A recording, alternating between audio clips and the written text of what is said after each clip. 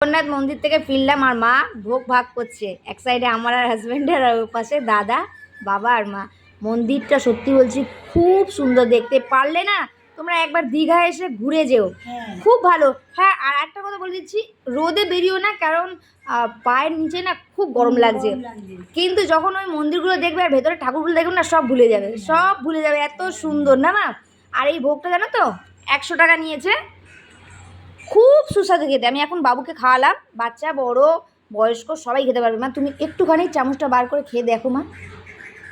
আমার হাজব্যান্ড বলছে এত সুন্দর ভোগ রান্না করেছে, যদিও জগন্নাথের ভোগ তো মা খুব ভালো খেতে। দেখো